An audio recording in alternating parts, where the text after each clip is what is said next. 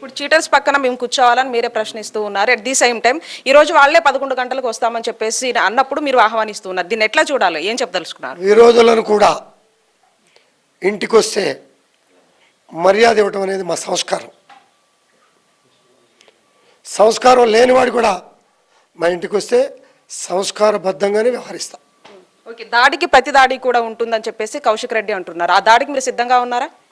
Challenge దాడి అనే విషయానికి వచ్చి వాడు ప్రతి దాడి అని అంటే, వాడు దాడి చేసి ప్రతి దాడి అనే మాట మాట్లాడాడంటే పిల్లి కూడా రూమ్లో పెట్టి కొడితే ఏమవుతుందమ్మా?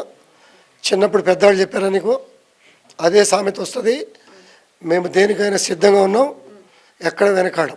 ఓకే, ఇప్పుడు అటువైపు అంటే నేను ఇన్స్టాగ్రామ్ ఇన్ఫ్లుయెన్సర్గా నెలకి 6 లక్షలు సంపాదిస్తున్నా. అది ఎలా సాధ్యమో నేను మీకు చెప్తా. దానికోసం ఇప్పుడే ఫ్రీడమ్ యాప్ని డౌన్లోడ్ చేసుకోండి.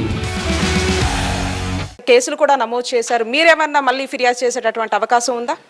మేము ఫిర్యాదు చేసాము. ఫిర్యాదు చేసిన దానికి కేసు బుక్ చేయలే. పోలీసు పూర్తిగా పక్షపాతంగా వ్యవహరించింది. కౌశిక్ రెడ్డికి పూర్తి ప్రొటెక్షన్ ఇచ్చింది. కౌశిక్ రెడ్డి వెంటే తిరిగింది. కౌశిక్ రెడ్డి చెప్పినటువంటి అబద్ధపు ప్రచారాలన్నీ ఎఫ్ఐఆర్లో రాశారు. రేపు జరగబోయే న్యాయస్థానంలో తెలుసుకుంటాం. అంటే నిన్న మీరు వెళ్ళేటప్పుడు కూడా పోలీసులు మీకు ఎస్కాట్ కల్పించారంటూ కూడా ఒకవైపు కౌశిక్ రెడ్డి అన్నారు. మరి దీని గురించి ఏం చెప్తారు? మీ ఛానల్ ఉంది నాతో పాటు వచ్చినప్పుడు. మీ ఛానల్ కూడా మీరు నమ్ముకోలేరా? నా మిత్రుడు ఉన్నాడు, 30 మంది ఛానల్ మిత్రులు ఉన్నారు. నేను చక్కగా క్రమశిక్షణగా ఒక సింగిల్ పోలీస్ నా ఎమ్మటో వచ్చారో చెప్పండి. అబద్ధపు ప్రచారాలు, బూటకపు మాటలు మాట్లాడే వాళ్ళకి మీ ఛానల్లే సాక్షి.